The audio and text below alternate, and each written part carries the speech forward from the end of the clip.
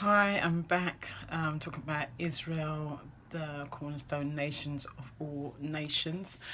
Just to recap, what I did was Genesis 24, verse 1 to 7. That's when Abraham got his servant to go to get a daughter, a wife for his son Isaac, and he told him not to go to the Canaanites but to his own people to get a wife for him. And then we went to Genesis 24 from verse 12 to 27, and that's when the servant arrived at Abraham's family's city or town, and he prayed and asked God, Lord, if you would give me success, let it be the young girl who offers me a drink and also offers me the donkey to give water to the donkey. Let her be that one. And of course, the Lord answered his prayer.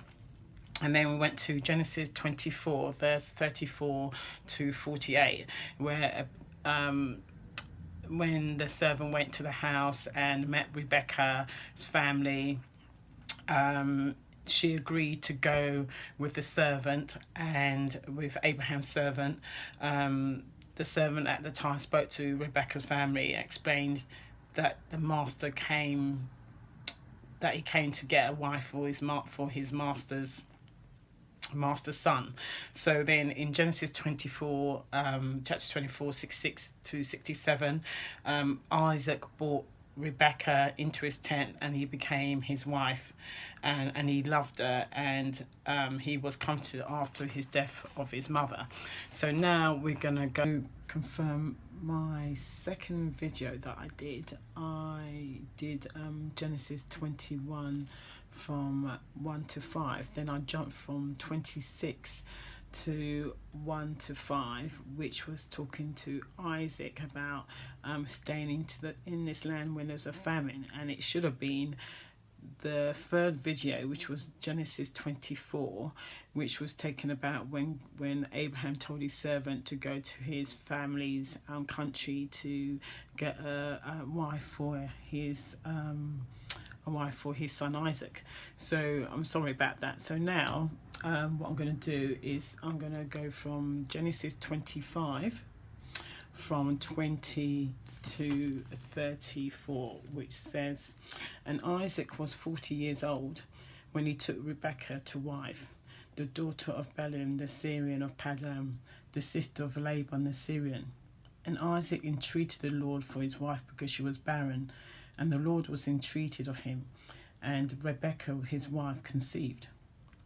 And the children struggled together within her, and she said, if it be so, why am I like this? And she went to inquire of the Lord. And the Lord said unto her, 2 nations are in thy womb, and 2 manner of people shall be separated from their bowels. And the one people shall be stronger than the other people, and the elder shall serve the younger. And when her days to be delivered were fulfilled, behold, there were twins in her womb. And the first one came out red all over, like a hairy garment, and they called his name Esau. And after that came his brother out, and his hand took hold of Esau's heels, and his name was called Jacob. And Isaac was 33 years old when she bore them. And the boys grew, and Esau was a cunning hunter, a man of the field, and Jacob was a plain man dwelling in the tents. And Isaac loved Esau because he did eat of his visions, but Rebekah loved Jacob. And Jacob saw pottage, and Esau came from the field, and he was faint. And Esau said to Jacob, feed me, I pray thee, that the same red pottage, for I am faint. Therefore was his name called Edom. And Jacob said, sell me this day thy birthright. And Esau said, behold, I am on the point of death to die, and what profit shall this birthright do to me? And Jacob said, swear to me this day. And he swore unto him, and he sold his birthright unto Jacob. Then Jacob gave Esau bread and porridge or lentils, and he did eat it and drink, and rose up and went his way. Thus Esau despised his birthright. birthright. So from there, I'm gonna go to Genesis 26 from 1 to 5. This is, I said it in the second video, which was by mistake. So it says, there was a famine in the land beside the first famine that was in the days of Abraham, and Isaac went into Abimelech, the king of the Philistines, unto Gerar. And the Lord appeared to him and said, Go not down to Egypt, dwell in the land which I shall tell thee of. Sojourn in this land, and I will be with thee, and will bless thee. For unto thee and unto thy seed I will give all these countries. And I will perform the oath which I swore unto Abraham thy father. I will make thy seed to multiply as the stars of heaven, and will give unto thy seed all these countries. And in thy seed shall all the nation of the earth be blessed. Because that Abraham obeyed my voice, and kept my charge, my commandments, and my statutes, and my laws. So Isaac dwelled in Gerar. So from there, I'm going to jump to Genesis 26 again, from 23 to 25. Okay, and it says, Isaac went up there to Beersheba, and the Lord appeared unto him the same night and said, I am the God of Abraham thy father. Fear not, for I am with thee. I will bless thee and multiply thy seed for my servant Abraham's sake. And he built an altar there, and called upon the name of the Lord, and pitched his tents there. And there Isaac's servant digged a well.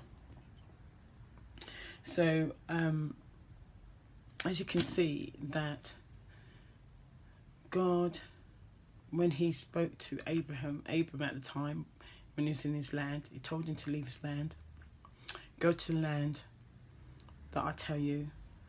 When he entered the land, he said that I'm going to give this land to you and your descendants, and they will multiply. There be as many as the stars in the sky. So, but at that time, Abraham didn't have any children. He thought that, oh, God said I'm going to have a child. So what he decided with Sarah told him, well, why don't you go into my servant Hagar? So Abraham went into Hagar. She conceived and had a son. His name was Ishmael. But that wasn't the promise that God made to Abraham. He said that he would give him a seed.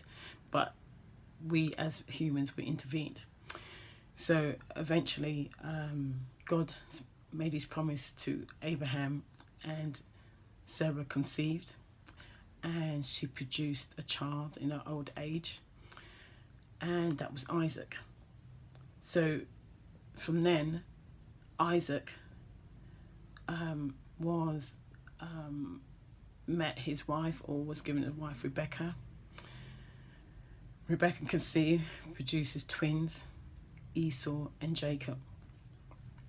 Esau got rid of his birthright. He wasn't interested, sold his birthright for food. So through Jacob's way of getting something, he asked for his birthright. He wanted that authority, because in that time it was the firstborn that usually gets all their inheritance from when their father died. So next time I'm going to go further between Esau and Jacob. Thank you. God bless. Bye.